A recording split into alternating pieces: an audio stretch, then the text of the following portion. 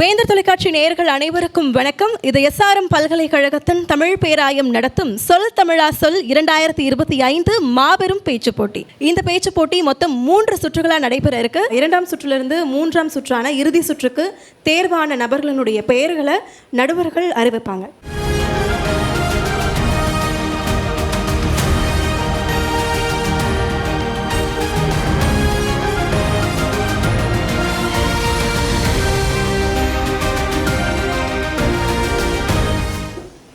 SRM Tamil பேராயம் Kattankulathur நிறுவனம் நடத்துகிற இந்த சொல் தமிழா சொல் மாநில அளவிலான மாபெரும் பேச்சு போட்டியின் இறுதி சுற்றுக்கு நம்ம வந்திருக்கிறோம்.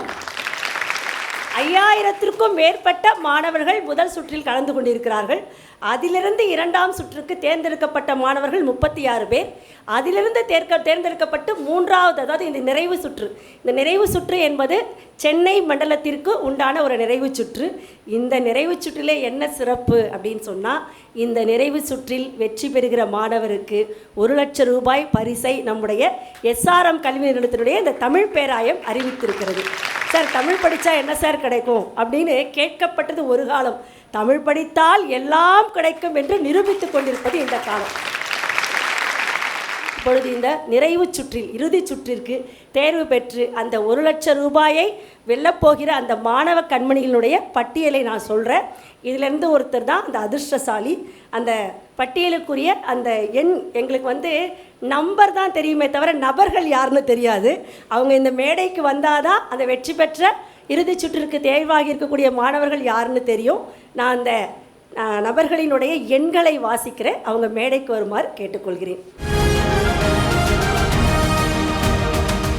அடுத்ததாக இப்போது இறுதி சுற்றுக்கினுடைய விதிமுறைகள் என்ன அப்படின்னு சொல்லிடலாம். இப்போது 16 நபர்கள் தேர்ந்தெடுக்கப்பட்டிருக்காங்க. இந்த 16 நபர்களை 2 நபர்களாக, அதாவது 2 பேராக 8 குழுக்களாக பிரிக்க போகிறோம். இந்த குழுவில் ஒரு குழுவிலேருந்து மொத்தம் 8 குழு இருக்க போகிறாங்க. இந்த 8 குழுவிலேருந்து வரக்கூடிய நபர்கள் ஃபஸ்ட்டு குழு வருவாங்க. முதலாவதாக வரக்கூடிய குழுவில் 2 நபர்கள் இருப்பாங்க. அவங்க அந்த பெட்டியில் இருக்கக்கூடிய 2 சீட்டுகளை குழுக்கள் முறையில் எடுப்பாங்க. 2லையுமே அவங்களுடைய லாட் நம்பர் இருக்கும். எண் 1, எண் 2 அப்படின்னு 2 லாட் நம்பர் இருக்கும். அந்த நம்பர் எடுத்ததுக்கு அப்புறமா அவங்க இன்னொரு பெட்டியில் இருக்கக்கூடிய தலைப்பை போய் தேர்ந்தெடுப்பாங்க. அந்த தலைப்பு, அவங்களுக்கு என்ன தலைப்பு கொடுக்கப்பட்டிருக்க தலைப்புக்கு ஆதரவாக எண் 1ல் இருக்கக்கூடிய நபர் பேசுவாங்க. கொடுக்கப்பட்டிருக்கக்கூடிய தலைப்புக்கு எதிராக எண் 2ல் இருக்கக்கூடிய நபர் பேசுவாங்க. ஸோ இவங்க 2 பேருமே அவங்களுடைய கருத்துக்களை முன்வைக்கிறதுக்காக மொத்தம் 3 நிமிடங்கள் கொடுக்கப்படும். அவங்களுக்கு 3 நிமிடங்களுக்கு பிறகு 2 பேரும் அவர்களுடைய கருத்துக்களை எதிர்த்து விவாதம் பண்ண போகிறாங்க.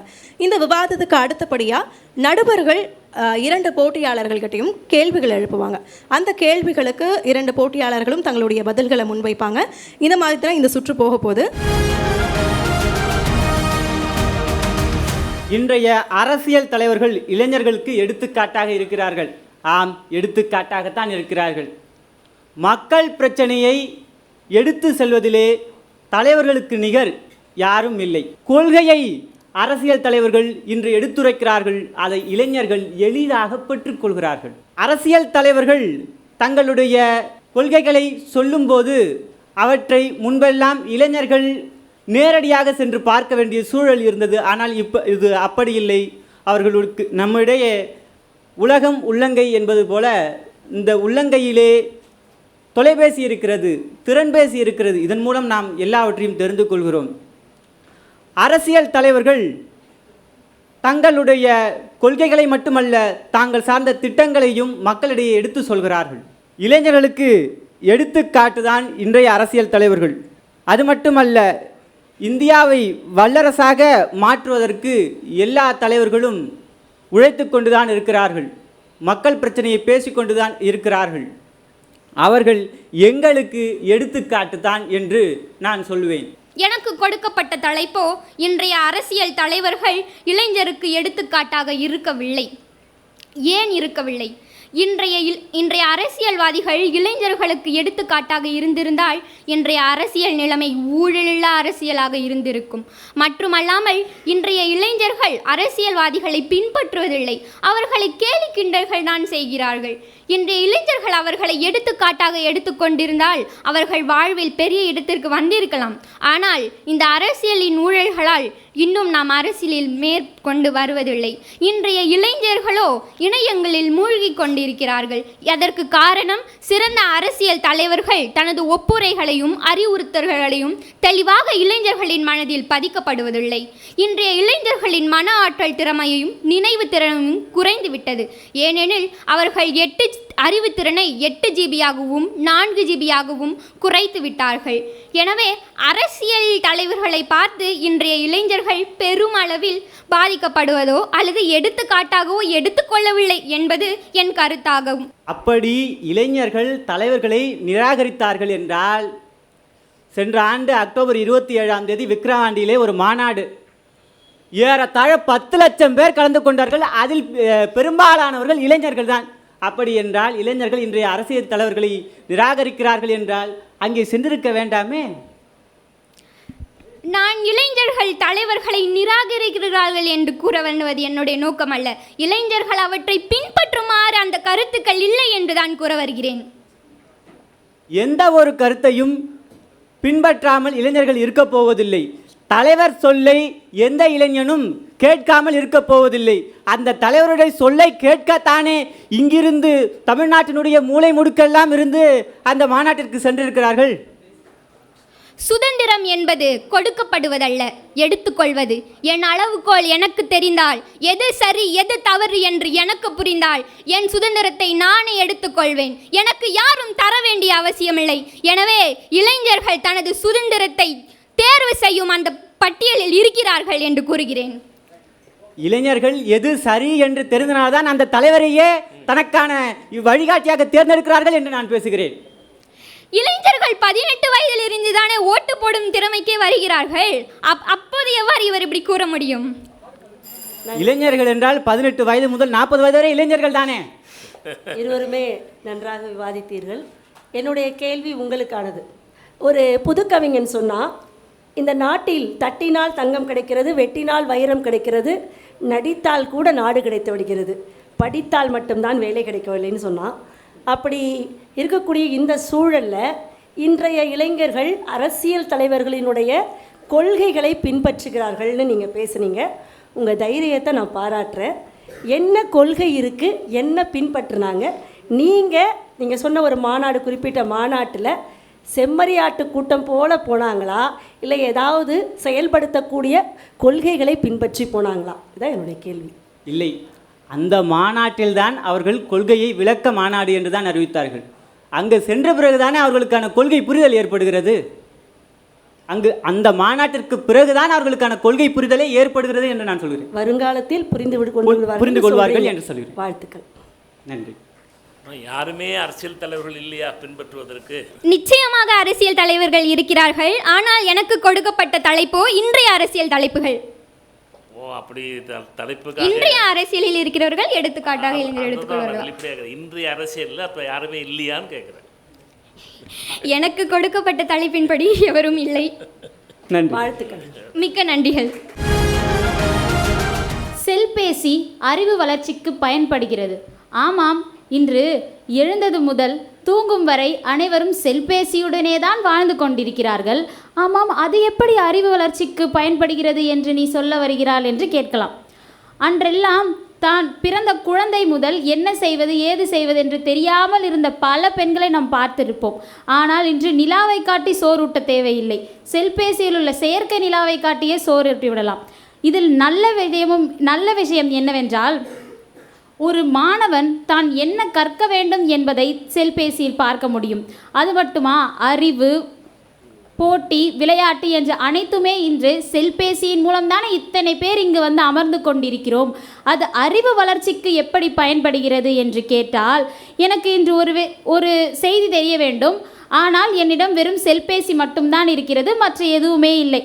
அப்பொழுது என்னால் அந்த செல்பேசியில் இன்று எத்தனையோ ஆப்புகள் வந்திருக்கிறது. அதில் சென்று என்னால் பார்த்து பேச முடியும். ஒரு பொருளை பயன்படுத்துபவரிடம் கேட்டால்தான் அது எப்படி அவர்கள் பயன்படுத்துகிறார்கள் என்று தெரியும். நம் செல்பேசியை நல்ல விதத்தில் பயன்படுத்தினால் அது நல்ல அறிவை தான் தரப்போகிறது. செல்பேசி அழிவு பாதைக்கு இட்டு செல்கிறது. தோழர்களே, என்னிடம் 100 இளைஞர்களை தாருங்கள், நான் இந்த நாட்டை வல்லரசாக்குகிறேன் என்றார் விவேகானந்தர். ஆனால் இன்றோ பல லட்சக்கணக்கான இளைஞர்கள் இருக்கிறார்கள். ஆனால் ஏன் நம்முடைய நாடு வல்லரசாகவில்லை? ஏனென்றால் காந்திஜி நேருஜி என்று கூறிய காலமெல்லாம் மாறி 4G 5G PUBG என்று செல்பேசிக்கு அடிமையாகி கொண்டிருக்கின்றனர் இளைஞர்கள். எல்லா கண்டுபிடிப்புகளும் நன்மையும் இருக்கிறது, தீமையும் இருக்கிறது. ஆனால் நாம் எதற்காக பயன்படுத்துகிறோம் என்பது மிகவும் முக்கியம் வாய்ந்தது. பக்கத்து வீட்டுக்காரன் வண்டி வாங்கிவிட்டான், அதனால் நான் வண்டி வாங்க வேண்டும். பக்கத்து வீட்டுக்காரன் எங்கோ வெளிநாட்டிற்கு சென்று விட்டு உல்லாசமாக உல்லாச படங்களை மல்லாக்கப்படுத்தி போட்டோ எடுத்து போடுகிறான், அதனால் நானும் அங்கு செல்ல வேண்டும். இந்த ஒரு போலி இன்பத்தை மட்டுமே இந்த செல்பேசி நம்மிடம் காட்டிக் கொண்டிருக்கிறது. ஏதோ ஒரு கருத்தியலை, ஏதோ ஒரு சிந்தனையை தலைவர்கள் கூறுகிறார்கள் என்று சொன்னால் அதை முழுவதுமாக கூறாமல் ஏதோ ஒரு சின்ன ஒரு பாகத்தை மட்டும் எடுத்து போட்டு இவர் இப்படிதான் கூறினார், இவர் இப்படிதான் செய்தார், இவர் இப்படிதான் பேசினார் என்பதை கூறும் பொழுது நமக்கு தவறான பின்பமும் சிந்தனையும் அதை பற்றிய புரிதலும் நமக்கு இருக்கிறது. ஒரு தவறான புரிதல், அரை புரிதல் என்றுமே ஒரு நல்ல பாதைக்கு இட்டுச் செல்லாது. எனவே செல்பேசி என்பது அழிவு பாதைக்கு இட்டுச் செல்கிறது என்பதை யாராலும் மறுக்கவோ அழிக்கவோ முடியாது. செல்பேசி அழிவு பாதைக்கு இட்டுச் செல்கிறதா என்பதை நான் முதலிலே கூறிவிட்டேன். ஒரு பொருளை பயன்படுத்துபவரின் மனநிலையை இருந்துதான் நாம் பார்க்க வேண்டும். அதை நல்லதாக பயன்படுத்தினால் அது அறிவின் வளர்ச்சி, தீமையாக பயன்படுத்தினால் அது அழிவின் பாதை என்று கூறலாம்.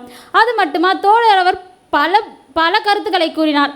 அதில் அவன் அங்கு சென்று விட்டான், நானும் அங்கு செல்ல போகிறேன் என்பது பணம் இருக்கிறவன் தான் செய்வானே தவிர ஒரு ஏழையோ அப்படி செய்ய மாட்டான். அவனுக்கு பணத்தை எப்படி எதில் முதலீட்டு செய்ய வேண்டும் என்பது நன்றாக தெரியும்.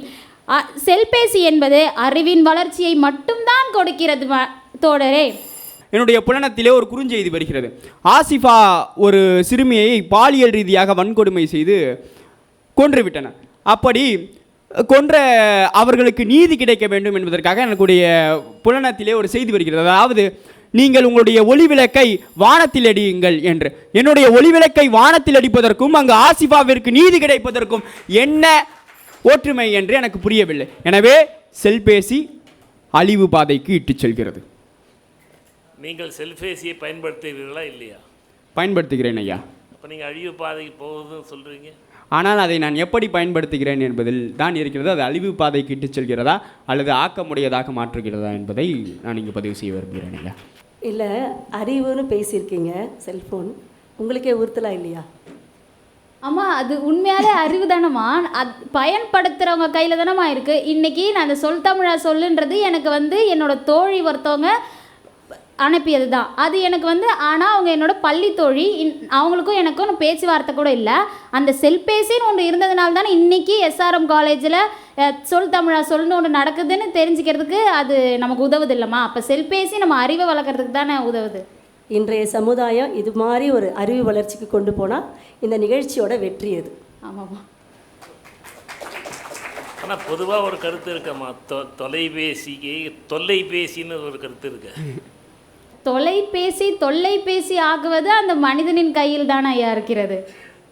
அது தொல்லைபேசியே ஆகாது ஐயா. இன்றைக்கி பல பேர் அது மூலமாக பணமும் சம்பாதிக்கிறாங்கல்ல. ஏழையாக ஒரு வீட்டில் இருக்காங்க, ஆனால் அவங்களுக்கு தொலைபேசி ஒரு கருவி மூலம் இன்றைக்கி அவங்க பங்களா வீடு ஆகியிருக்காங்கன்னா அந்த தொலைபேசியை அவங்க சரியாக பயன்படுத்தினால தானே அவங்க இப்போ அதில் பணமும் கிடைக்குது அவங்களுக்கு. அப்படியே பங்களா ஆகிற அளவுக்கு பயன்படுது சொன்னீங்கன்னா நாங்களும் ஆயிடுறோம். அப்படி சரி சரி, வாழ்த்துக்கள். நன்றி மேம். தலைப்பு: தமிழ் பண்பாட்டின் பெருமையை இன்றைய இளைஞர்கள் உணர்ந்திருக்கிறார்கள். என் அருமை நண்பர்களே, இன்றைய இளைஞர்களிடம் நாம் வைக்கிற ஒரு மிகப்பெரிய குறையாக நான் பார்ப்பது இந்த இளைய சமுதாயம் இணையத்திலேயே முடங்கி கிடக்கிறது என்கிற ஒரு குற்றச்சாட்டு தான். இந்த நேரத்திலே நான் உங்களுக்கு ஒரு செய்தியை பதிவிடுகிறேன். பறை இசை என்பது தமிழருடைய பண்பாடு தானே. அந்த பறை இசையை எப்படி இன்றைய இளைய சமுதாயம் உலகளவில் ஆக்கியிருக்கிறது என்பதற்கான ஒரு சிறிய எடுத்துக்காட்டு இன்றைய நாள் இந்திய குடியரசு தின விழாவிலே கோட்டை கொத்தளத்திலே நம்முடைய குடியரசு தலைவர் கையால் மதுரையைச் சேர்ந்த ஒரு பறை இசை கலைஞர் பத்மஸ்ரீ விருது பெற்றிருக்கிறார் என்று சொன்னால் அதை உலகளவில் பரப்பியது இணையம், பரப்பி காட்டியது ஒரு இளைய சமுதாயம். என் அன்பு தோழர்களே, என்னுடைய சகோதரி சொன்னார், ஜல்லிக்கட்டுக்காக இளைய சமுதாயம் பொங்கி எழுந்தது என்று. பாவம், அவர்கள் தெரியாது போல அண்மையில் கூட மதுரையிலே அரிட்டாப்பட்டியிலே தங்களுடைய நிலத்தை அபகரிக்கிறார்கள் என்று சொன்னபோது வெகுண்டெழுந்தது இளைய சமுதாயம். இளைஞர்கள் எங்கும் வெகுண்டெழாமல் இல்லை. ஆனால் சமூக ஊடகங்களும் அவர்கள் மீது வெளிச்சத்தை பாய்ச்சுகிறார்களா இல்லையா என்பதில் தான் இருக்கிறது வேறுபாடு.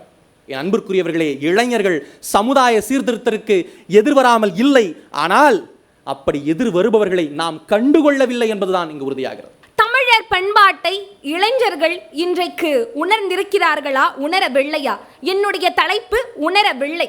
இன்றைக்கு வீரத்தை பற்றி பேசினால் நாம் அனைவரின் மனதிற்கும் வருவது என்னவென்றால், நாங்கள் ஜல்லிக்கட்டுக்காக போராடினோம். தமிழ்த்தாய் தினமன்று இனிய தமிழ்த்தாய் வாழ்த்துக்கள், இனிய தமிழ்த்தாய் தினம், தமிழ்நாள். இன்றைக்கு பேச்சு போட்டியில் நின்று நான் தமிழை பற்றி பேசினேன், வென்றேன். அதோடு தமிழ் முடிந்துவிடும். இன்றைக்கு ஒரு கல்லூரியில் தமிழில் பேசினால் என்ன கூறுவார்கள்?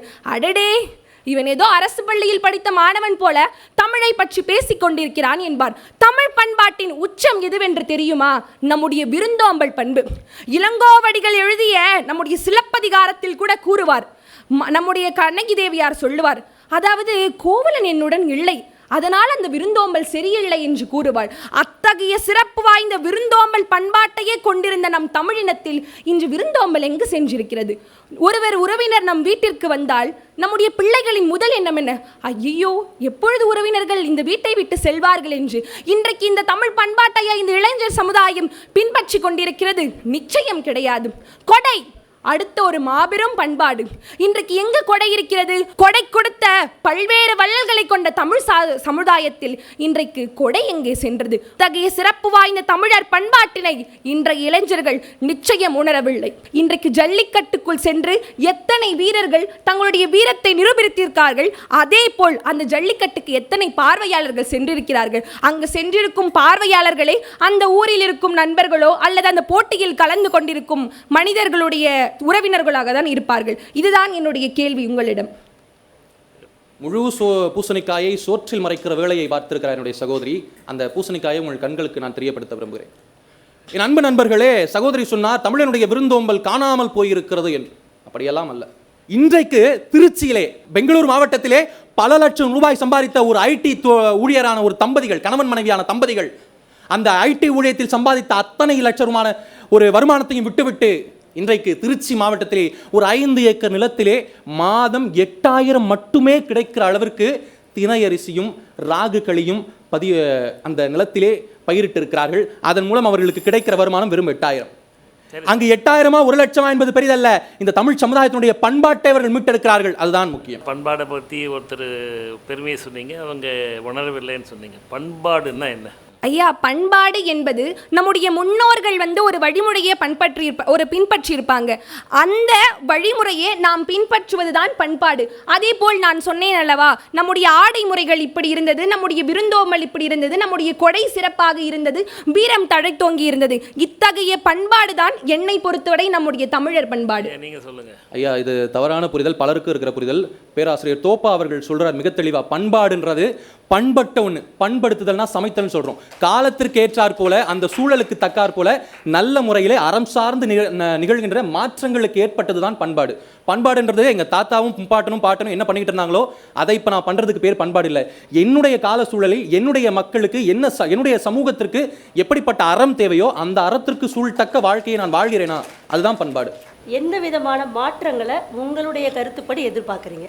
நான் புத்தகம் எழுதுறேன், நான் ஒரு கட்டுரை எழுதுறேன், நான் அறக்கருத்துக்கள் பேசுகிறேன், எனக்கு பின்தொடர்பவர்கள் வரல. நான் எது பண்ணால் பின்தொடர்பவர்கள் வருகிறாங்க அப்படின்னு பார்த்து அந்த வழியில் இன்றைய இருக்கிற இளைஞர்கள் போகிறாங்க. அது தப்பு. நம்முடைய பண்பாடு, நம்ம பழக்க வழக்கம், இது எல்லாமே நமக்கு ஒரு விழுமைகளை கற்றுக் கொடுக்குது. நம்ம அதன் மூலமாகவும் முன்னேற முடியுமான்ற ஒரு சந்தேகத்தோடய இன்னைக்கு இருக்கிற இளைஞர்கள் செய்கிறாங்க. செய்யாமல் இல்லை, செய்கிறாங்க. ஆனால் இதை நம்ம எவ்வளோ நாளைக்கு செய்ய முடியும், இது செஞ்சால் நமக்கு நல்லதா அப்படின்ற ஒரு சந்தேகத்தோடய செய்கிறாங்க. இல்லைனா இதை விட்டுட்டு நம்ம அதுக்கே திருப்பி போயிடலாமா, இந்த பண்பாடு என்ன வச்சு நம்ம என்ன பண்ண போகிறோம் அப்படின்ற ஒரு சந்தேகத்தோடய செய்கிறாங்க. அந்த சந்தேகம் உங்களுக்கு அறவே இருக்கக்கூடாது அப்படின்றது தான் என்னுடைய கோரிக்கை.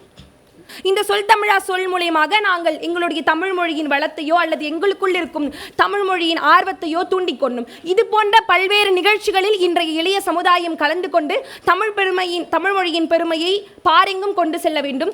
ஜி.இ. போப், கால்டுவெல் போன்ற வெளிநாட்டு அறிஞர்கள் எல்லாம் நம்முடைய தமிழ்நாட்டிற்கு வந்து நம் தமிழகத்தின் பெருமையும், நம்முடைய முன்னோர்கள் கூறுவார்கள், திருவாசகத்திற்கு உருகார், ஒரு வாசகத்திற்கும் உருவாகார். அத்தகைய திருவாசகத்தையே மொழிபெயர்த்தார்கள். அப்படி நம்முடைய சமுதாயம் மாற வேண்டும். மகிழ்ச்சிம்மா. என்னுடைய தலைப்பு இன்றைய கல்வித்தரம் மாணவர்களை முழுமையாக உருவாக்குகிறது. நான் ஒரு பிற்படுத்தப்பட்ட ஒரு மாணவன். கல்வியில் எனக்கு உறுதுணையாக, ஒரு ஏணியாக, ஒரு சிற்பியாக அமைந்தது இன்றைய கல்வித்தரம். எனக்கு மட்டுமா? இல்லை. இன்று 600க்கு 600 மதிப்பெண் எடுக்கிறாரே நந்தினி அவர்கள், நீட் தேர்வில் 720க்கு 720 எடுக்கிறார் பிரபஞ்சன் அவர்கள். கல்வித்தரம் சரியாக இல்லாவிட்டால் கொரோனா என்ற பெருந்தொற்று வந்த உடனே உலகில் இருக்கும் அத்தனை மக்களும் அழிந்து போயிருப்போம். சரியான கல்வி இருந்ததனால்தான், சமூக இடைவெளி இருந்ததனால்தான், கல்வி சரியாக புரிந்திருந்ததால்தான் பல லட்சம் மக்கள் உயிர் தப்பினர். இருந்த போதிலும் சில மக்கள் உயிர் இழந்தனர். கல்வித்தரம் இன்று உயர்ந்திருப்பதனால்தான் தொழில்துறையில் இந்தியா மிகச்சிறந்த நாடாக விளங்கி கொண்டிருக்கின்றது. எனக்கு அளிக்கப்பட்ட தலைப்பு இன்றைய கல்வித்தரம் மாணவர்களை முழுமையாக உருவாக்கவில்லை. ஆம், இன்றைய கல்வித்தரம் மாணவர்களை முழுமையாக உருவாக்கவில்லை. மதிப்பெண்கள் மட்டும் 600க்கு 600, 720க்கு 720 எடுத்துவிட்டால் மட்டும் நமக்கு அறிவு வளர்ந்து விடுமா என்று கேட்டால் இல்லை. இன்றும் இந்தியாவில் பல மாநிலங்களில் எழுத்தறிவு விகிதம் குறைவாகவே இருக்கிறது. இன்றும் போதிய கல்வி அனைவருக்கும் கிடைக்கப்பெறவில்லை. நம்மளுடைய இந்திய கல்வி முறையே ஒரு மனப்பாடம் செய்து அதை அப்படியே காகிதத்தில் எழுதக்கூடிய ஒரு கல்வி முறையாக தான் இருக்கிறது. செயல்முறை கல்வி என்பது இந்தியாவில் இன்னும் வளரவில்லை என்றுதான் முக்கியமாக நம்ம கருத வேண்டும். அது மட்டுமா? வள்ளுவரே சொல்லியிருக்கிறார், எப்பொருள் எத்தன்மைதாயினும் அப்பொருள் மெய்ப்பொருள் காண்பதறிவு. இன்று கல்வி முறையில் எத்தனை மாணவர்கள் ஆசிரியர்களோடு உரையாடுகிறார்கள்? புத்தகத்தில் வாசிக்கிறார்கள், அதை அப்படியே மனனம் செய்கிறார்கள், அதை அப்படியே எழுதுகிறார்கள். ஒரு கேள்வியும் ஒரு பதிலும் ஒரு மாணவர்களும் ஆசிரியர்களுக்கிடையே எத்தனை கலந்துரையாடல் இருக்கிறது? ஒன்றுமில்லை. ஒரு கல்வி முறை என்பது மாணவர்களுக்கு சுமையாக இருக்கக்கூடாது. அவர்களுக்கு சிறகை அளித்து பட்டாம்பூச்சி பறப்பது போல உயர பறக்க வைக்க வேண்டும். ஆக இங்கு இந்தியாவில் இருக்கக்கூடிய கல்வி முறை மிக சுமையாக தான் இருக்கிறது. மாணவர்களுக்கும் ஆசிரியர்களுக்கும் நல்ல ஒரு உரையாடல் இருப்பதில்லை. தமிழ்நாடு மட்டும் ஏதோ ஒரு முன்னணியில் இருப்பதனால் இந்தியாவில் இருக்கக்கூடிய மொத்த கல்வி முறையும் மாணவர்களை உருவாக்கியது என்றால் அது இல்லை என்றுதான் கூறுவேன். நண்பர் கூறினார், மதிப்பெண்கள் மூலம் அனைவரும் மதிப்பிடுகின்றார்கள் என்று. எந்த ஒரு கல்வியாக இருந்தாலும் சரி, மதிப்பீடு நிச்சயமாக இருக்க வேண்டும். அது மதிப்பெண்கள் வாயிலாக இருக்க வேண்டும் என்பது கிடையாது. இன்றைய கல்வியினால்தான் நீங்கள் இன்று நின்று கொண்டிருக்கின்றீர்கள். இன்றைய கல்வியினால்தான் இன்று அனைத்து தொழில்நுட்பங்களும் உருவாக்கப்பட்டிருக்கின்றது. அவரவர் தன் முனைப்போடு படித்தால் கல்வி நிச்சயமாக கிட்டும் என்றிருந்தாலும் அனைவருக்கும் கல்வி என்று ஏன் கொடுக்க வேண்டும்? காமராஜர் கூறுகிறார், தான் படிக்காவிட்டாலும் தன்னை சார்ந்த அனைவரும் படிக்க வேண்டும் என்ற நோக்கத்தினால்தான் மதிய உணவு திட்டத்தை கொண்டு வந்தார். அதனை நினைத்து தான் அவர் கல்வியை பாராட்டினார், கல்வியை அனைவருக்கும் கொடுத்தார். அதனை புரிந்து கொள்ளாமல் கல்வி தரத்தை மட்டுமே நினைத்து கொண்டிருந்தால் யாருமே கல்வி கயில முடியாது. கல்வி என்பது தான் ஒரு விஷயத்தை கற்பதற்காக பள்ளிக்கூடமோ கல்லூரியோ சொல்வது, அது நிச்சயமாக இன்று எல்லோரும் சென்று கொண்டுதான் இருக்கின்றார்கள். நண்பர் தமிழ்நாட்டை மட்டுமே சுற்றி வளைத்து கொண்டிருக்கிறார். இந்தியாவில் இருக்கக்கூடிய ஒட்டுமொத்த கல்வி முறை என்று ஒன்று இருக்கிறது. அனைவருக்கும் முறையான அனைவருக்கும் சமமான அறிவை பகிரக்கூடிய கல்வியாக இருக்கிறதா என்று கேட்டால் இல்லை. தென்னிந்தியாவை மட்டும் பார்க்க விடாது, வட இந்தியாவையும் நாம் பார்க்க வேண்டும். அங்கும் இன்னும் நிறைய மாணவர்களுக்கு போதிய கல்வி வசதி இல்லை. அவர்களுக்கு போதிய வகுப்பறைகள் சுத்தமாகவும் இல்லை. வகுப்பறைகளை சரியாக ஒரு தொழில்நுட்பத்தோடு ஏற்படுத்தி கிடக்கவில்லை. இன்று இந்த உலகம் மிகப்பெரிய ஒரு தொழில்நுட்ப வளர்ச்சி அடைந்திருக்கிறது. அந்த ஓட்டப்பந்தயத்தில் இந்த இந்தியா பங்கேற்றிருக்க என்றால் இல்லை. மாணவர்களுக்கு ஒரு போதிய கல்வி முறையை இன்னும் கொண்டு வரவில்லை.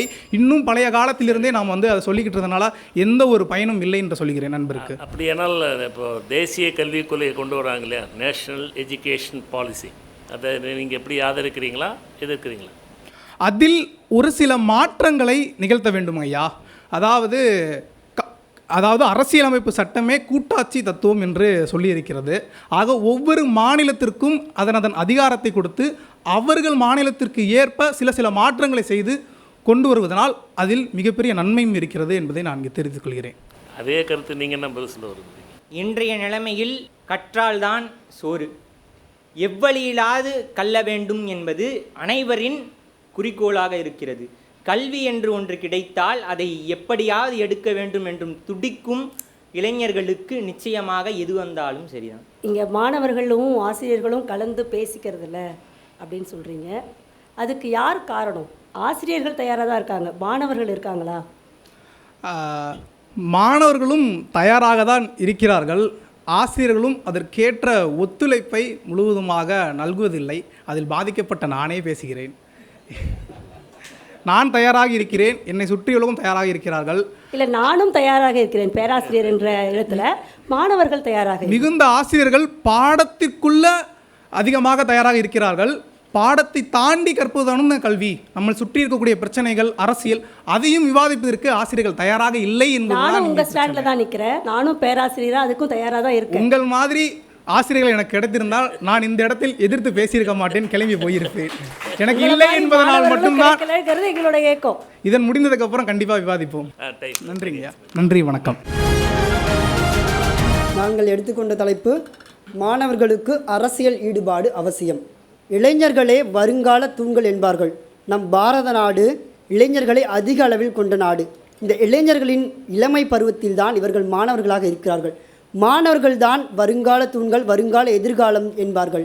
இவர்களுக்கு அரசியலில் ஈடுபாடு அவசியம் என்றால் இவர்கள் தன்னுடைய இளமை பருவத்திலிருந்தே அரசியல் என்றால் என்ன, அரசியலின் மூலம் நாம் எவ்வாறு தேர்ந்தெடுக்க வேண்டும், எவ்வாறு நாட்டின் அரசியமைப்பு நாட்டை கட்டமைக்கிறது என்பதை அறிந்திருக்க வேண்டிய அவசியம் கட்டாயமாகிறது.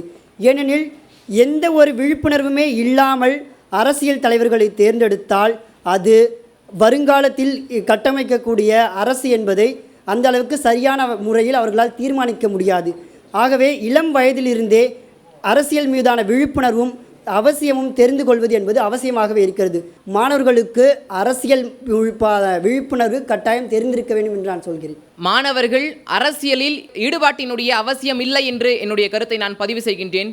பேரன்பிற்குரியவர்களே, அரசியல் அவசியம் இல்லை நான் பேசுகின்றேன். ஏன் என்று கேட்டால் அவசியம் இல்லை எங்களுக்கு. அதனால் தான் நாங்கள் ஜல்லிக்கட்டு போராட்டங்களில் எந்த ஒரு அரசியல் ஈடுபாடும் இல்லாமல் நாங்கள் வெற்றி கண்டோம். ஜல்லிக்கட்டு போராட்டத்தின் மூலமாக மாணவர்கள் ஒன்றிணைந்து அரசியல் தலையீடு இல்லாமல் நாங்கள் வெற்றி கண்டிருக்கிறோம் என்று சொன்னால் ஏன் எங்களுக்கு அந்த இடத்தில் அரசியல் தேவைப்படுகிறது? இந்தியாவிலே எத்தனை சதவீத இளைஞர் பெருமக்களும் மாணவ செல்வங்களும் அரசு பதவிகளில் அமர்ந்திருக்கிறார்கள். வாக்களிப்பவர்கள் இளைஞர்களாக இருக்கும் பட்சத்தில் வெறுப்பு உண்டாகிறது. எங்களுக்கு அரசியல் மீது ஒரு வெறுப்பு உண்டாகக்கூடிய சூழ்நிலையாக இருக்கும் பட்சத்தில் நாங்கள் எதற்கு அரசியலுக்கு செல்ல வேண்டும்?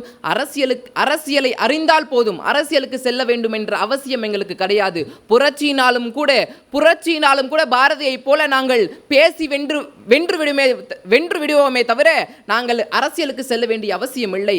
எத்துணை தமிழ் சார்ந்த நிகழ்ச்சிகள் நடக்கிறது, அத்துணை தமிழ் சார்ந்த நிகழ்ச்சிகளையும் அரசியல்வாதிகள் நடத்துகிறார்கள்? இல்லை, மாணவ செல்வங்களும் மாணவர்களுடன் இணைந்த தமிழ் அமைப்புகளும் தான் நடத்தி கொண்டிருக்கிறார்கள். பல விருதுகளை மூப்பானவர்களே நடத்தி கொண்டிருக்கிறார்கள். அதுவும் அரசியல் ஆதரவு பெற்ற மாணவர்களாக இருக்கிறார்களே தவிர எங்களுக்கான ஒரு பொது மாணவர்களாக அவசியம் இல்லை என்றுதான் அரசியலில் மாணவர்களுக்கு நான் என்னுடைய கருத்தை பதிவு செய்கின்றேன். தோழர் கூறினாங்க அரசியல் ஈடுபாடில் அவசியம் இல்லை என்று.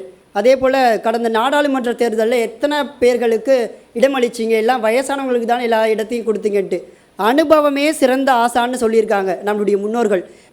இப்போ கூட என் உயிரினும் மேலான அப்படின்னு சொல்லிட்டு அறிஞர் அண்ணாவுடைய பிறந்த நாளை ஒட்டி நடத்தப்பட்ட பேச்சு போட்டியில் இங்கே வந்திருக்க பல பேர் கலந்துக்கிட்டு கழக பேச்சாளர்களாகவும் அரசியல் ஈடுபாடு மிகுந்தவர்களாகவும் மாறியிருக்காங்க. எத்தனையோ மாணவர்கள் இளைஞர்கள் தான் வருங்கால எதிர்காலம் என்று சொல்வார்கள். அத்தகைய இளைஞர்களில் அரசியல் ஈடுபாடு கண்டிப்பாக இருக்க வேண்டும் என்பதுதான் என்னுடைய அவசியம். அவர் எதிர்த்து பேசினார். அவருடைய கருத்தை நன்றாக கேட்டிருந்தால் உங்களுக்கு தெரியும்.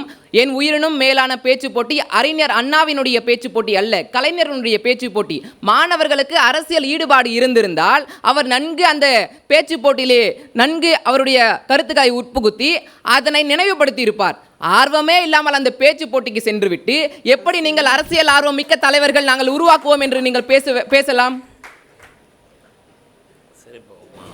மாணவர்கள் அந்த காலத்தில் எல்லா மாணவர்களும் அரசியல் இருந்தால் தான் எல்லா தலைவர்களாக உருவாகி வந்தாங்க. இப்போ எந்த மாணவரும் அரசியலுக்கு வராதனால தலைவராக வர முடியல. மற்றவங்கள நீங்கள் அரசியல் தலைவரில் குறை சொல்லி கட்சியெல்லாம் சரியில்லைன்னா நீங்கள் ஈடுபட்டு உள்ளே நுழைஞ்சாதானே நீங்கள் மேலே வர முடியும். அரசியலை நீங்கள் புறக்கணிச்சா தலைவர்கள் வர முடியாது, சமூகம் வராது.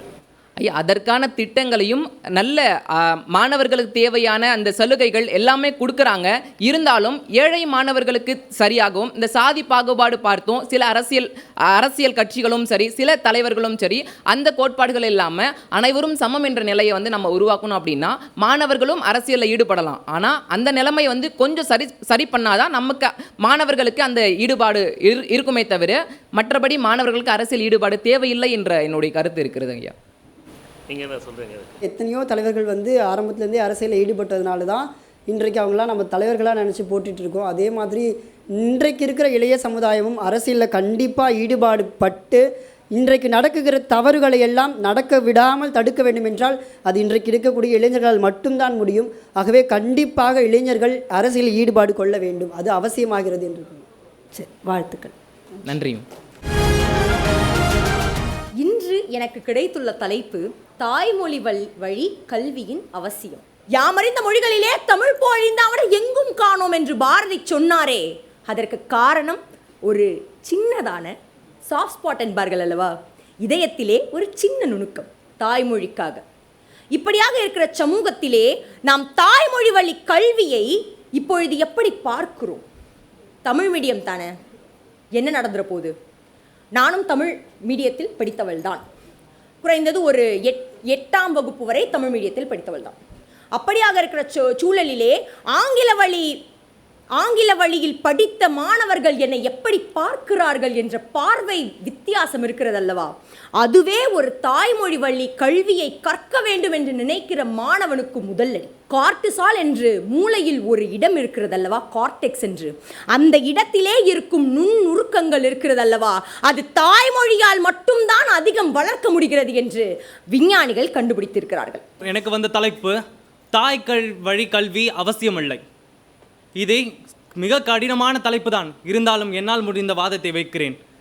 கொஞ்சம் சென்னையை விட்டு வெளியே செல்லுங்கள். தமிழில் உங்களால் பேசினா 4 பேர் மதிப்பாங்க, தமிழால் வந்து விட்டான் என்று. சென்னையை தாண்டி இந்தியாவை தாண்டுங்க, தமிழில் போய் நீங்கள் ஒரு வாரத்தை வெளியே சொன்னாலும் ஒருத்தருக்கும் புரியாது. அப்போ தாய்மொழி கல்வி இங்கே போயிடுச்சு. இன்றைக்கு உள்ள இளைஞர்கள்கிட்ட போயிட்டு நீங்கள் முகநூலில் இருக்கியா என்று கேட்டால் பாதி பேருக்கு தெரியாது. ஃபேஸ்புக், இன்ஸ்டாகிராம், வாட்ஸ்அப் என்று நீ பேசினாதான் அவங்களுக்கு புரியும். இதை நீ போய் இன்னும் தமிழ் வழி கல்வியில் பார்த்துட்டு இருந்தனா உன்னால் ஒன்றுமே பண்ண முடியாது. அது மட்டுமா, நீங்கள் கொஞ்சம் இப்போ ஆங்கில மீடியத்தில் நிறைய மாணவர்கள் பயில்கின்றார்கள். ஏன்? தமிழில் படித்தால் தமிழில் வேலை கிடைக்காது என்று அனைவருக்கும் தெரியும். அதனால் தான் இன்றுள்ள பெற்றோர்கள் ஒவ்வொரும் ஆங்கில மீடியத்தை தேடி தேடி தேடி போன்ற பிள்ளைகளை சேர்க்கிறார்கள். தாய்மொழி கல்வி என்பது வெறும் வார்த்தைகளால் மட்டுமே தான் சொல்ல முடியும், தவிர சமுதாயத்தில் அது ஒரு நாளும் நடக்காது என்று சொல்கிறேன். தம்பி, அருமையாக வள்ளுவ புராணம் ஒன்று சொல்கிறார். தொட்டனை தூரும் மணற்கேணி மாந்தருக்கு கற்றனை தூரும் அறிவு, தொட்டனைத்தால் ஊருமாம் மணற்கேணி, பல்லாயிரம் வருடங்களால் மாறிக்கானா பாலை பூமியில் தொட்டனைத்தால் எப்படி ஐயா ஒரு மணற்கேணி? அதுபோல் தான் நீ சொல்வது இருக்கிறது. பல்லாயிரம் வருடங்களாக கொலோனியலிசத்தால் பாதிக்கப்பட்ட தமிழ் மொழியை, ஆங்கிலத்தால் ஆக்கிரமிக்கப்பட்ட தமிழ் மொழியை மீண்டும் நீ ஆக்கிரமிப்புக்கு கொண்டு செல் என்கிறாய். தமிழ் மொழியில் படித்தால் வேலை கிடைக்காதாம். அப்துல் கலாம் எந்த மொழியில் படித்தார் தம்பி? எனவே தமிழ் மொழியில் படித்தால் வேலை கிடைக்காது, உங்கள் தாய்மொழியில் கல்வி கற்க வேண்டும் என்று தான் சொல்கிறோமே தவிர தாய்மொழியில் மட்டும் தான் கல்வி கற்க வேண்டும் என்று சொல்லவில்லை. 2ஆம் மொழியில் எடுத்துக்கொள், 3ஆம் மொழியில் எடுத்துக்கொள், தனியாக டியூஷன் வைத்து படித்துக்கொள். ஏன், ஹிந்தியெல்லாம் நம்ம அப்படிதானே படித்தோம். எனவே தாய்மொழியின் அவசியமானது இன்று மக்களின் சிந்தனையில் ஒளிந்திருக்கிறது. நம்ம எல்லாம் சிந்திக்கிறோம் அல்லவா, எந்த மொழியில் சிந்திக்கிறோம்? அந்த சிந்தனை மொழிதான் தாய்மொழியாகிறது. எதிரணியில் பேசுனவங்க மிகச் சிறப்பாக அவங்களுடைய வாதத்தை வச்சாங்க. ஒரே ஒரு சிறிய கேள்வி அவங்க கிட்ட கேட்குறேன். என்னன்னா, இப்போ அவங்க சொல்கிறாங்களே தாய் வழி கல்வியில் தான் நான் படிப்பேன், 2வது தான் ஆங்கிலம் இந்தியோ என்று வைப்பேன்னு சொல்கிறாங்க. இங்கே தமிழ் வழியில் படித்த அவங்க கல்வியை நான் முன்னாடியே சொன்ன மாதிரி வாய்ப்பாடு படிச்சுட்டு ஒரு மற்ற நாட்டுக்கோ மற்ற இடத்துக்கோ சொல்லி உங்களுக்கு வாய்ப்பாடு சொல்லுதுங்கன்னு சொன்னால் இவங்க தமிழில் சொல்லுவாங்களா இல்லை ஆங்கிலத்தில் சொல்வீங்களா? அப்போ உங்களை தனி ஒரு நபராக தான் பார்ப்பாங்களே தவிர்த்து நீங்கள் தமிழ் பேசுகிறாங்களா, தமிழ் இதுலேருந்து வந்திருக்காங்களா, வா வா அப்படின்னு ஒருத்தர் சொல்ல மாட்டார். ஒரு விஷயத்தில் நீங்கள் சந்தோஷப்பட்டாலோ முதல்ல அம்மான்ற வார்த்தைலாம் இப்போ யாருக்கும் வரதில்லை. வாவ் சூப்பர் கங்க்ராச்சுலேஷன் என்று தான் எல்லாருமே கத்துறாங்களே தவிர்த்து ஒருத்தராச்சும் அப்படி பண்ணுறாங்களா? கிடையவே கிடையாது. இவங்க நிறைய புராணத்தை எல்லாத்தையும் சேர்த்து சொன்னாலுமே இன்றைய சமுதாயத்தில் ஒருபோதும் அது நடக்காது. கல்விங்கிறது சிந்தனை வயப்பட்டது இல்லையா? இப்போ ஏதோ ஒரு விஷயத்தை சிந்திக்கிறீங்க, எந்த மொழியில் சிந்திப்பீங்க? தமிழ் மொழியில் நம்ம சிந்திச்சாலும் அதை செயல்படுத்துறது மற்றொரு மொழியில் தான் அவங்க செய்கிறோம். இல்லை, சிந்தனை எந்த தாய்மொழியில் தானே இருக்கும். அப்போ நீங்கள் சிந்திக்கிற திறன் அப்படிங்கிறது ஒரு குறிப்பிட்ட 15 வயது வரைக்கும் தான் நமக்கு அதிகபட்சமாக இருக்குமா? அப்போ அந்த சமயத்தில் நம்மளுடைய தாய்மொழியில் படித்தாதான் அது மிகச்சரியாக இருக்கும்னு சொல்கிறாங்க. நாங்கள் யாருமே தமிழ் பேராசிரியர்கள் எங்கள் அப்படிங்கிறதுக்காக பிற மொழிகளை பற்றி சொல்லலை. என்ன சொல்கிறேன்னா, அடிப்படையில் இப்போ ஒரு எடுத்துக்காட்டுக்கு சொல்கிறேனே, 10ஆம் வகுப்பு வரை தமிழ் படிக்காத பிள்ளைகள் அதிகம். இங்கே 2வது பாடமாக, அதாவது முதல்ல ஆங்கில வழி கல்வியில் படிக்கிற போது, அடுத்து ஃப்ரெஞ்சோ ஹிந்தியோ எடுத்து படிக்கக்கூடிய நிறைய குழந்தைகளை பார்க்குறோம். அதுதான் இப்போ கிடையாது, வேண்டாம். அடிப்படையில் நீங்கள் ஒரு 10ஆம் வகுப்பு வரையாவது தமிழ் படிக்கணும். இன்னும் கேட்டால் இப்போ பொறியியல் கல்லூரிகளிலேயே ஒரு பாடம் வந்து தமிழாக நம்ம தமிழக அரசால் நடைமுறைப்படுத்தப்பட்டிருக்கு. அதனால் தமிழ் வழி கல்விங்கிறது நாங்கள் சொல்கிறது கல்வியை தான். நீங்கள் கம்யூனிகேட் பண்ணுறது உலகம் முழுக்க போங்க. அப்போ அடிப்படையில் தமிழ் வழி கல்விங்கிறது சரிதானே? சரி இருந்தாலுமே அம்மா, இப்போ நீங்கள் சொல்கிற மாதிரி அடிப்படை கல்வி நான் தமிழில் படிக்கிறேன். அதுக்கப்புறம் நான் 11ஆம் 12ஆம் வகுப்பு தமிழில் படிக்கிறேன். கல்லூரின்னு ஒரு இடத்துல சேரும் போது அங்கே தமிழ்ன்ற ஒன்றது இல்லை. அப்போ எனக்கு என்ன, நான் நிறைய சிக்கலுக்கு உள்ளாகிறேன். அப்போ இந்த உலகம் வந்து என்னை ஒரு வினோதமாக பார்க்குது. அப்போ அங்கே இருக்க எல்லாரோட வேறுபட்டு பார்க்கும்போது எனக்குன்னு தனிக்குள்ள ஒரு மன அழுத்தம் வருதம்மா. நன்றி. நன்றி. இன்றைய திரைப்படங்கள் சமுதாய மேம்பாட்டிற்கு பயன்படுகின்றன. அன்றிலிருந்து இன்று வரை காவியங்களால் ஆனதுதான் இந்த தமிழ் மொழியும் நம் பண்பாடும் என்றால், திரைப்படங்கள் அதில் மிகப்பெரிய பங்கு வகிக்கின்றது என்பதுதான் உண்மை. ஏனென்றால் இன்று நமக்கெல்லாம் ஊக்குவிப்பதை கூட ஒரு திரைப்படமும் அதன் பாடல்களும் தான் நடத்தி வைக்கின்றது என்றால், அத்தகைய திரைப்படத்திற்கு நம் வாழ்வில் நாம் அதிக பயன்பாட்டை தான் கொடுத்திருக்கின்றோம். இன்று நடிகர்களின் பின்பு இளைஞர்கள் சென்று கொண்டிருக்கிறார்கள் என்பது ஒரு பக்கம் உண்மையாக இருந்தாலும், தனக்கு தேவையான அனைத்து கருத்துக்களையும் திரைப்படத்திலிருந்து தான் எடுத்துக்கொள்கிறோம் என்பதுதான் மற்றொரு பக்கம் உண்மையாக இருக்கின்றது. திரைப்படத்தை பார்ப்பதால் இங்கு தவறு இழக்கிறார்கள் என்பதை சொல்லுவதை விட, திரைப்படங்கள் தான் சரியது தவறது என்பதை கூறுகின்றது என்பதுதான் நிதர்சனமான உண்மை. அன்றைய பூம்புகாரிலிருந்து இன்றைய அன்பே சிவம் வரை நல்லது எது, கெட்டது எது, இலக்கியம் எது, இலக்கணம் எது என்பதை நமக்கு சொல்லி தந்தது திரைப்படங்கள் என்றால், நாம் இன்று வாழும் வாழ்விற்கே ஒரு பொழுதுபோக்கை தாண்டி அடிப்படையாக இருப்பது இந்த திரைப்படங்கள் தான். நான் சட்டம் படிப்பதற்கு காரணம் திரைப்படங்கள் அல்ல, ஆனால் சட்டம் படிக்கும் எனக்கு நான் சட்டம் படிப்பதன் பெருமையை எடுத்து உரைப்பது திரைப்படங்கள் தான். இன்று நான் பயிலும் படிப்பில் இருந்து திரைப்படங்கள் எனக்கு பல சட்டங்களை கற்றுக் கொடுக்கின்றது என்றால், அத்தகைய திரைப்படங்கள் இளைஞர்களின் வாழ்க்கைக்கு பயன்படுகின்றது என்பதுதான் உண்மை. திரைப்படங்கள் ஒருவரின் வாழ்க்கையை என்ன செய்கின்றது என்பதை சிந்திக்க வேண்டும். நீ ஒரு சரியான வழியில் செல்கின்றாய், உன் வாழ்க்கையில் நடக்கும் ஒரு நிகழ்வோடு உன்னால் ஒப்பிட்டு பார்க்க முடிகின்றது. இன்றைய திரைப்படங்கள் சமுதாய மேம்பாட்டிற்கு பயன்படவில்லை. உண்மை. திரைப்படங்கள் சமுதாய மேம்பாடு. சமுதாய மேம்பாடு என்றால் என்ன? முன்பு இருக்கின்ற நிலையை தவிர்த்து அடுத்த கட்ட நிலைக்கு செல்வது. உதாரணமாக ஒரு சில திரைப்படங்களை எடுத்துக்கொண்டு அவை சமுதாய மேம்பாட்டை தந்ததா இல்லையா என்று பார்ப்போம். சமூகத்தில் நாங்கள் சந்திக்கின்ற பிரச்சனைகள் தான் இந்த திரைப்படம் என்று அண்மையிலே பரியேறும் பெருமாள், மாமன்னன் போன்ற திரைப்படங்கள் எல்லாம் வந்தது. ஆனால் அந்த திரைப்படம் வந்ததற்கு பின்புதான் இந்த சமுதாயம் மேம்பாடு அடைந்ததா இல்லை கீழே சென்றதா என்பதை நாம் பார்க்க வேண்டும். பரியேறும் பெருமாள் படத்திலே அந்த சட்டக்கல்லூரி மாணவன் மீது சிறுநீர் கழிக்கப்படுகிறது. அந்த திரைப்படம் வந்து ஒரு சில காலங்களிலே வேங்கை வயலிலே மலம் குடிக்கும் தண்ணீரிலே கலக்கப்பட்டது. ஆக அந்த திரைப்படத்தின் மூலம் இந்த சமுதாயத்தின் நிகழ்ச்சியை படம் பிடித்து காட்ட முடிந்தது. ஒருபோதும் அந்த சமுதாயத்தை மேம்படுத்த முடியவில்லை. இத்தனை சிக்கல்களை எல்லாம் நாங்கள் அனுபவித்தோம் என்பதை காட்ட மட்டும்தான் முடியும். ஒருபோதும் இந்த திரைப்படங்களால் இந்த சமூகத்தை மேம்படுத்த முடியாது. அது மட்டுமா, நான் ஒரு இலக்கிய மாணவன். இலக்கிய பேராளுமைகள் இங்கே அமர்ந்திருக்கிறார்கள். பொன்னியின் செல்வன் அதை வாசித்தவருக்கு மட்டும்தான் தெரியும் அந்த திரைப்படத்தில் அந்த வாசிப்பிற்கும் மேலாக அங்கே என்ன இருந்து விட்டது என்பது உண்மை. அதுதான் எழுதிவிட்டதை எல்லாம் திரைப்படமாக ஆக்க முடியாது என்பதுதான் உண்மை. ஆனால் ஒரு உண்மையான வாசிப்பாளனுக்கு ஒரு எதிர்பார்ப்பு இருக்கும். அதன் மூலம் இந்த உலகம் இந்த காவியத்தை வாசிக்க வேண்டும் என்கின்ற ஒரு அக்கறை வர வேண்டும் என்கின்ற ஒரு தீர்க்க ஆசை இருக்கும். ஆனால் அது நிறைவேறுமா என்று கேட்டால் கேள்விக்குறிதான். சமுதாய மேம்பாட்டிற்கும் திரைப்படத்திற்கும் எந்த விதத்தில் சம்பந்தம் இருக்கிறது என்பதை ஒரு இலக்கிய மாணவனாக ஒருபோதும் என்னால் அதை தீர்க்க யோசிக்கவே முடியாது. திரைப்படங்கள் சமுதாய மேம்பாட்டினை பயன்படுத்தவில்லை என்பதுதான் உண்மை. நன்றி. அவர் கூறினார், கர்ணன், பரியேறும் பெருமாள், மாமன்னன் போன்ற திரைப்படங்கள் எல்லாம் வெறும் சமூக நீதியையும் சமூக சிக்கல்களையும் பேச மட்டும்தான் செய்கிறது என்று. ஆனால் இன்று நாமே சிந்திக்க வேண்டும், அத்தகைய படங்கள் இங்கு வந்ததால் தான் சமூக சிக்கல்களை நம்மால் பேசவாத முடிகின்றது. இல்லை என்றால் அது எல்லாம் மறுக்கப்பட்ட மறைக்கப்பட்ட உண்மைகளாக மட்டும்தான் இந்த சமூகத்தில் இருந்திருக்கும் என்றால், இந்த சமூகத்தில் மறுக்கப்படும் நீதிகளை எல்லாம் வெளிச்சத்திற்கு கொண்டு வந்து அத்தகைய திரைப்படங்கள் தான் உனக்கு நீதான் குரல் கொடுக்க வேண்டும் என்பது சொல்லி தந்து இன்று ஒவ்வொரு பெண்களையும் தனக்காக நிற்க வைக்கின்றது என்றால், அத்தனை பயன்பாட்டிற்கும் இந்த திரைப்படத்திற்கு ஊக்குவிக்கம் இருக்கின்றது என்பதுதான் உண்மை. வணக்கம். முதலில் அவர்கள் ஏணியை கூரை மீது போட சொன்னால் கூரைக்கும் கீழே போடுகிறார்கள். நான் அந்த ஏணியை வானத்தின் மீது போடுகிறேன். ஒரு சட்டக்கல்லூரி மாணவி இன்றைக்கு பெண் தனக்கான பாலியல் அச்சுறுத்தல்களிலிருந்து வெளிவர திரைப்படத்தை பார்த்து கற்றுக்கொள்ள வேண்டும் என்பது எனக்கு மனசு உறுத்துகிறது. அதை எப்படி திரைப்படத்தில் பார்த்து கற்றுக்கொள்ள வேண்டும்? வாழ்வியலில் பாடங்களில் இருக்கின்றது. தனி மனிதனாக தானே வாசிக்க எத்தனையோ இருக்கின்றது. இந்த நாடு அதற்காக துவங்கி உழைத்து கொண்டிருக்கிறது. அதுக்கு நீங்கள் குரல் கொடுத்து உள்ளீர்கள் என்பதை மறைத்துக் கொள்ள வேண்டும். அது மட்டுமா, எங்களுடைய படங்களால் தான் இங்கே சமூக நீதியை பேச முடிந்தது என்கிறீர்கள். உண்மையில் சொல்ல போனால் எங்களுடைய வழிகளை நீங்கள் இப்போதாவது புரிந்து கொண்டீர்கள் என்பது ஒரு மகிழ்ச்சி தான். ஆனால் நீங்கள் பேச மட்டும்தான் செய்தீர்கள். அதன் வைத்து பணத்தினை வசூல் மட்டும்தான் செய்தீர்கள். அதற்காக வெளியீடு ஒன்றும் கிடைக்கவில்லை. அந்த படம் வெளியே வந்ததற்கு பின்புதான் வேங்கை வெயிலிலே அங்கே மலம் கலக்கப்பட்டது. நான்கு நேரியிலே படிக்க தூண்டிய ஒரு மனிதனுடைய கால்களும் கைகளும் படிக்கட்டிலே வெட்டப்பட்டதை பார்த்த அந்த அண்ணனுடைய தங்கை, எங்க அண்ணனை வேற யாரோ 2 அண்ணனுங்க வந்து வெட்டிட்டு போயிட்டாங்கன்னு வந்து சொல்றப்ப அந்த குழந்தையோட அறம் வெளிப்பட்டதை தவிர ஒருபோதும் மேம்பாடு அடையவில்லை.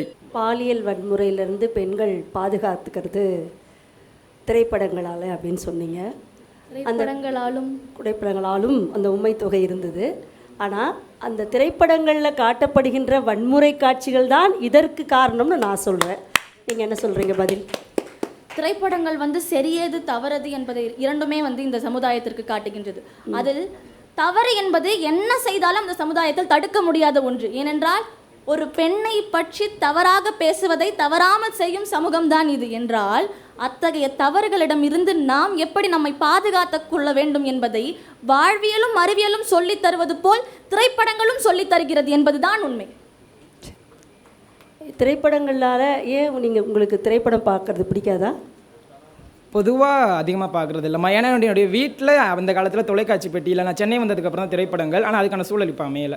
அந்த காழ்ப்புணர்ச்சியோ அப்படி எதுவும் இல்லைங்கம்மா. அதை விட நான் அதிகமாக படித்து தெரிஞ்சுக்கிறேன். உங்களுக்கு தெரியும், ஒரு தமிழ் இலக்கிய மாணவன் தான் இங்கே அதிகமாக படிக்கக்கூடிய சூழல் இருக்கும். திரைப்படத்தை விட அதிகமாக நம்ம இலக்கியத்தில் படிக்க முடியும். அந்த நம்பிக்கை எனக்கு இருக்குது. வாழ்த்துக்கள். நன்றிங்கம்மா.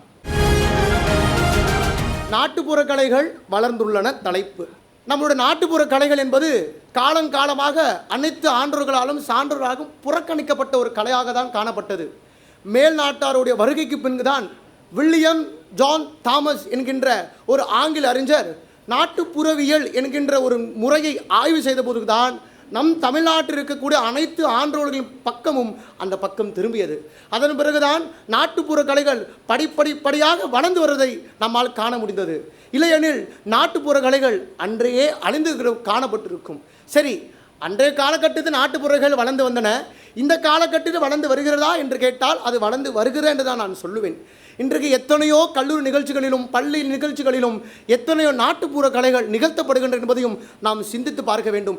ஏன் இந்த விழாவின் இடைப்பட்ட காலத்திற்கு கூட எத்தனையோ ஒயிலாட்டமும் மயிலாட்டமும் நடைபெற்றதல்லவா?